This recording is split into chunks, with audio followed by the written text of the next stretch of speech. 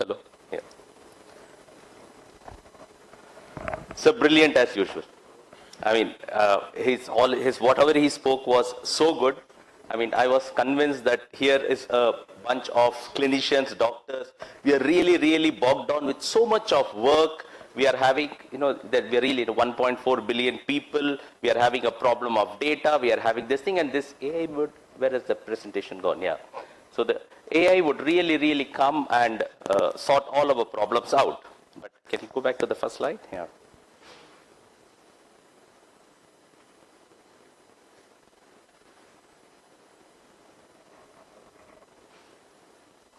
To have a problem, humans can only make so much mistake. It requires technology or AI to really reach this level of this thing, Yeah. So would this work? Thank you.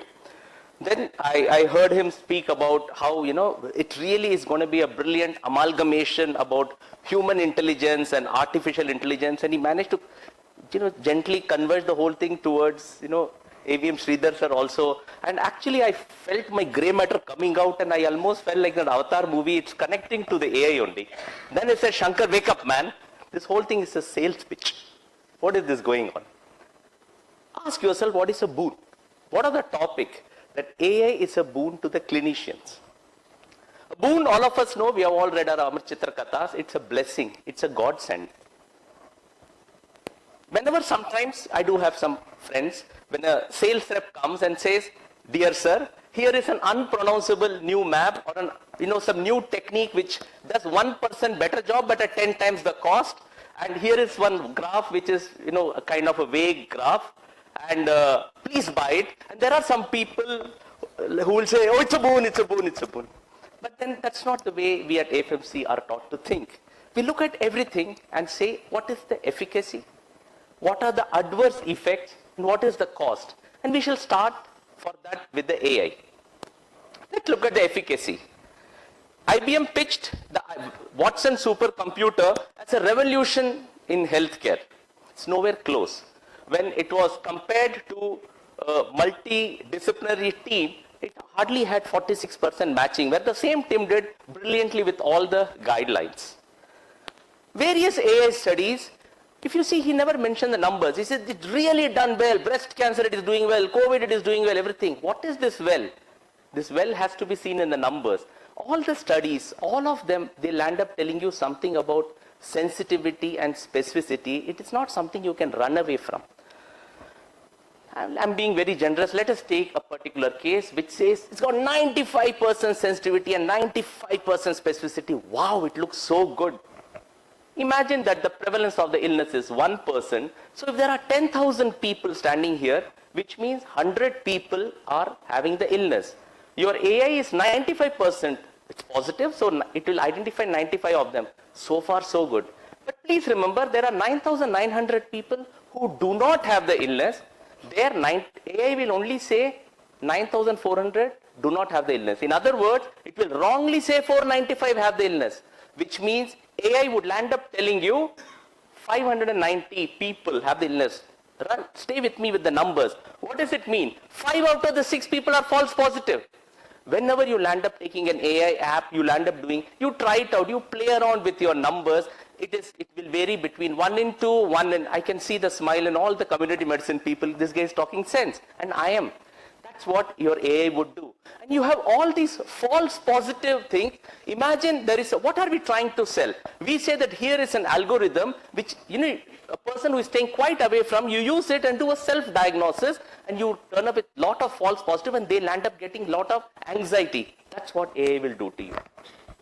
There was this study which looked at self-diagnosis, multiple apps. It looked at 4 apps for 3 different diseases, and there was obviously these apps never agreed with each other, and we'll come to why they don't agree with each other. And as time went by, the disagreement increased, adding to more and more confusion. AI was tried in COVID pandemic. We had published some excellent modeling from AFMC, which was actually one of the best models. And we also published a systematic review of various models, and the AI-based models were nowhere actually. So at most I will agree that it's not all that smart. It is efficacy is okay. It does seem to be doing a few things all right. Boon, no. Then let's look at the adverse effect. Are there any adverse effects of AI? Okay. When some people, when we say AI is stored in cloud, they look up. No, that's not the cloud. Cloud is essentially this junk. You see, you'll end up having huge databases which are getting created. And within a few years, the technology is outdated and it all becomes e-waste, which millions of tons of e-waste is being generated every year, which goes into your oceans. You can't negate that. If you end up looking at the energy consumption, an average human being, his carbon footprint is 11,000, and just to train ChatGPT 4, it took 3 lakh times more energy. And each day, he himself said there are 100 million people who have come, they'll end up asking a few 100 million questions, and the quantum of energy, you know how much? 50,000 times more than what your brain can. It takes me 40 watts to answer a simple question. He would of course say that we are doing some great research. No, 90% of what people are asking with AI is, Alexa, please play me this song from this place, maybe some Spotify, or Siri, do this for me. Or in ChatGPT, yesterday I had a very dear friend who says, you know what, you can write a beautiful DO letter. The ChatGPT does that. Of course it will write. You can do it with 40 megawatt, not 40 watts of power, whereas your ChatGPT would have consumed a few megawatts of power. Okay. If you look at what's happening?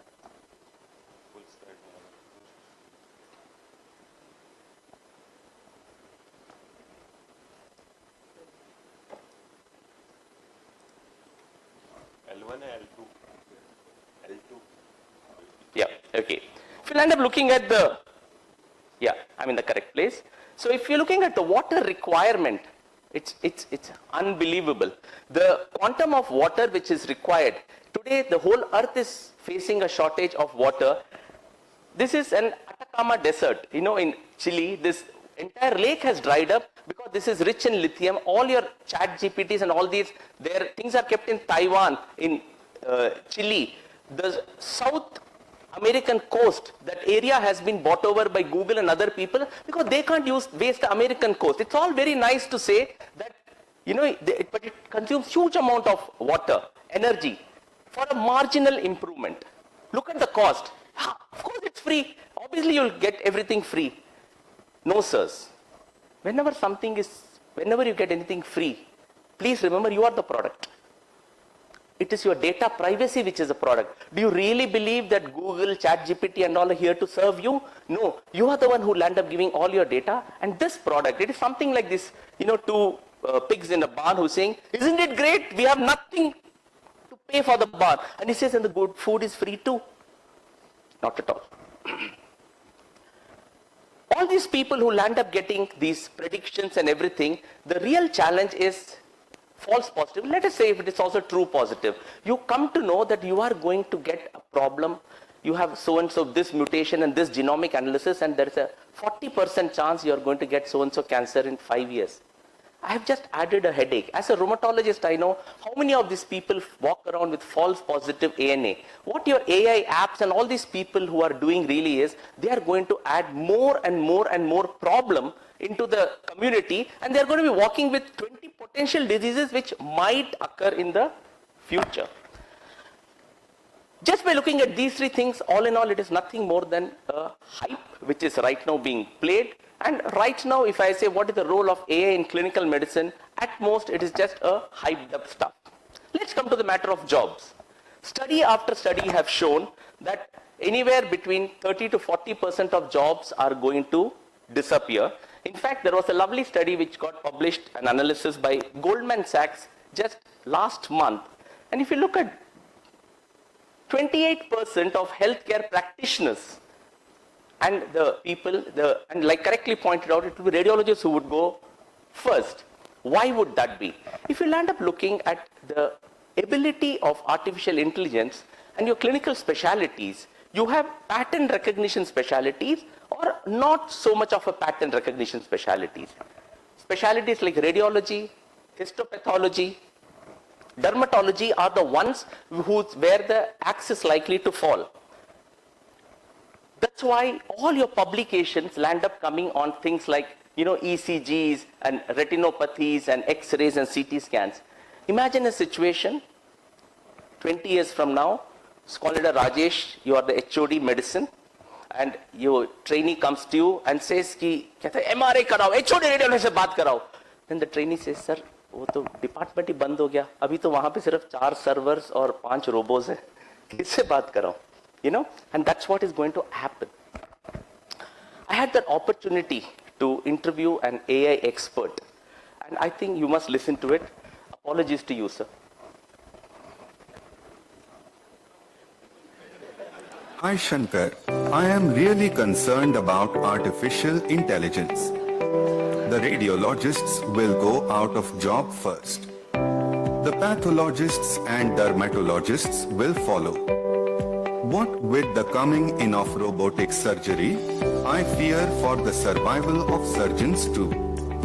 You physicians are safe. You guys are too brainy. The AI cannot match your intellect. You also practice this empathy stuff by talking to patients and actually examining them. Too good, man. You asked me what I would like to be if I had to live this life again. Where is the doubt? I would like to become a medical specialist. Hi Shankar, I am really... Sir, that was the only 1 minute where you actually spoke what was close to your heart. Needless to say, this was an AI search forgery. It took me 20-30 minutes of my time, a free software, and one of the freely available photographs of Sir. Believe me, if I had a little bit more time, I could have landed getting his voice sample and it would have been even more true, and even the face movement. So AI forgery is here to stay. You can land up doing multiple forgeries, starting from something like a video. In fact, just last week, one of my own officers got a WhatsApp video call from one of his seniors, and whose sister was seriously ill, and he managed to send 75,000. That's because the senior's Facebook account had been hacked, and he made a WhatsApp video call. See the level at which the AI is now working, people are using. So do you really believe you can fake a handwriting, you can fake the signature, you can do cyber attacks, and with all these things, we are really looking at that only that good part of the AI, where only your cost and some money or something which you were telling would get saved. This, ladies and gentlemen, is the Pope. This was the original image, and this was the fake image, and which really got done by your chat GPT. Numerous examples. A mother actually thought that her daughter had been kidnapped, and it was just AI mimicking her voice.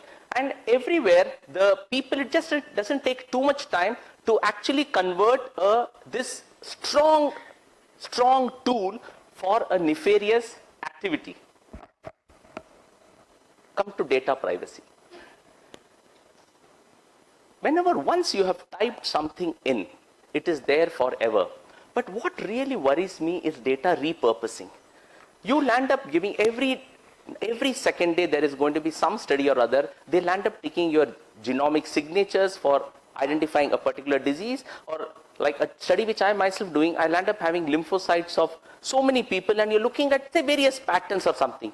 Now let's say I claim I took the genomics for looking at for a disease A, but then I land up selling it to a company B who sells it to an employer. With the same data, I can predict, are you going to get Parkinson's later? And the answer is, some of you are going to get, let's say, a particular disease at 40 years. When you go for the interview, he rejects you. He doesn't have to give you a reason. And do you actually believe that in today's world, people will not be selling these things? When you go to a petrol pump, that guy comes and says, sir, country club ka member ban jao, because he wants your email and cell number. Today is the time when everybody is giving you everything free because they're interested in your data. Will this not get misused? You land up looking at the voice sample for diagnosing bronchial asthma, but there are AI algorithms which can see the way you speak and say when you are going to get a neurological disease later. Clearly, these databases are ripe for misuse. Of course, sir would say that, oh, why don't you protect them? We'll come to that. So it's not, it's easy to say that you can protect them, but then the people in AI are always 2 steps ahead. We recently had a case just a couple of months ago when the entire AIMS was hacked, the database, and so much of data was disappeared. Next comes the point, how does AI think? Because we are being told that whatever AI is suggesting, you are going to, the money, most of the world, especially the Western world, it's got the insurance people. They are going to say, AI's algorithms have got a better, say 95%, whereas your clinicians are only 92%. So please follow that. But how does AI think? The answer is, that's the best kept secret. The AI doesn't know. It's a black box. Of course, all these, like this thing, LSTM, your deep neural networks, all these are just this, terms. But when it comes down to the core, this is what the principal data scientist at Google have to say. She reported that her team did not know how the ANN models work they built were actually operating. So obviously, when you know there is the garbage in, garbage out. So when you don't know at the heart of it how the algorithm is functioning, how are you going to defend yourself? Tomorrow, the judge will ask a doctor, how did you come to this diagnosis? Point. Sir, उसने बोला था, इसलिए मैंने किया. Yesterday, the commandant mentioned something very nice. He says that this is a cradle of excellence. Remember, ladies and gentlemen, these are the 2 most important commodities on this planet are your time and your attention. And each and every one of you is a symbol of excellence because you have devoted your time and attention to your chosen subject. And when I look at AFMC or I look at this auditorium, this is what I see. But the problem is, let me ask you a question. Do you know you can do any activity and think of something else? You can drive a car while planning how to cook something. But there is one activity you cannot do without thinking of the same thing. Can anyone tell me what it is? That includes you, sir? No. Okay. That is writing. If you're writing something or you're typing, you cannot think of anything else. That is why all of you are brilliant, because you used to write, so your 100% time and attention is focused on whatever you are writing. You cannot write ABCD and think of 1, 2, 3, 4. Try it out, even if you don't believe me. Now, what is all your chat GPT and all doing? We are relegating this job to somebody else. We are saying, chat GPT, write a DO letter for me. Chat GPT, do this for me. You know what is it making? It is making us systematically stupid. It is eroding our intellect. This is an interesting app called DoPlay. There used to be a time when we used to note down on our computer, okay, I'm planning to have a dinner on 17th of May. 12 people will come and we plan to go to this restaurant. And you would note it down on 16th, you will make a phone call and do the booking. Today it's reversed.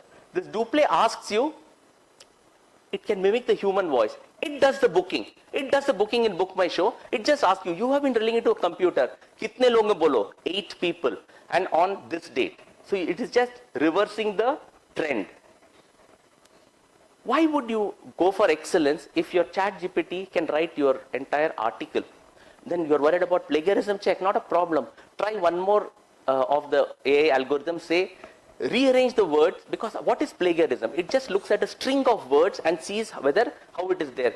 Rearrange the words in such a way so that the meaning is not lost and plagiarism check is less than 5%.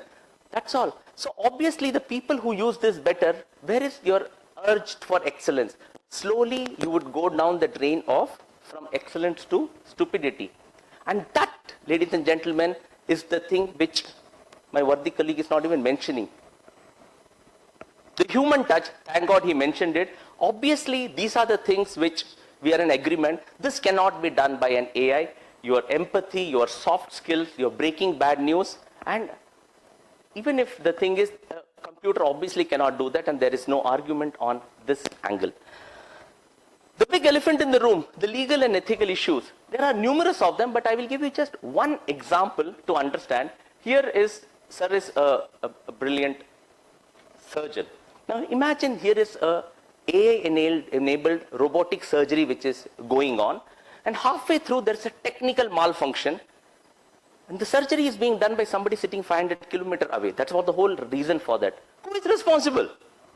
Is it the hospital where the surgery is being done? Is it the operating doctor who is sitting 500 kilometers away? Is it the local doctor who has got just sitting here next monitoring some basic stuff? Is it the robo manufacturer? Is it the guy who wrote the software code? Nobody knows. These things, the regulations, all regulations for all the new technology has always gone after the technology came. But AI is going too fast for us. And the people are just trying to catch up. Somebody, they said the G7 people are meeting and seeing what to do. But I'm giving you a question. There is no clean answer for this.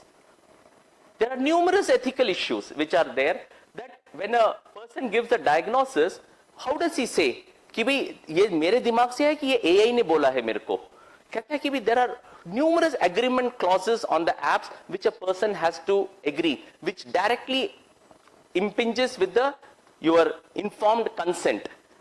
It came to light that IBM Watson, which it kept giving wrong analysis for a year because it didn't even use the real patient. These were imaginary patients which were taken by your doctors who had created it. There have been numerous AI algorithms which have exhibited bias based on skin color and gender. And what if the company says, I will not share the algorithm because it's a trade secret? Whose data is it anyway? All these things remain unanswered. There are, again, these are just some of the things when your MD Anderson, it benched the IBM Watson. There are numerous ethical concerns. But the most important thing and which really scares me is this picture. You see, this is how I look at AI. It's a very, very powerful tool. But what is the scariest thing in this picture? It is that innocent looking child. That child has got no clue what it's holding. Such a powerful tool. Ask yourself, who is controlling the tool today? And can you really trust these people? The two top people in the world. People who are only running everything for money. And unknown hackers who have got access to it. Do you really believe that these people are sitting on billions of doctors? यहाँ पे 50 लाख का ये डालने के लिए हम लोग, you'll keep putting in 6 copies. You'll not get the money for doing the stuff. So the thing is that ask yourself this question, who is controlling it all? Till the problem was only for nuclear weapons, it was still easier because there was the nuclear powers kept each other in check because by mutually assured destruction. But here it is non-state players who are playing the game and there is no way to control them. Ladies and gentlemen, the last word, this is a boon meter, right? So we have been having his was a very, very high-tech, beautifully made, lovely presentation. But if you realize, he totally avoided all the key questions which really matter to us. He gave a little bit of a story which would have kind of pulled you up and said, maybe it is a boon. But the question here, I'm not even saying whether it is a bane. You just have to decide whether it's a boon, are you ambivalent, or is it a bane?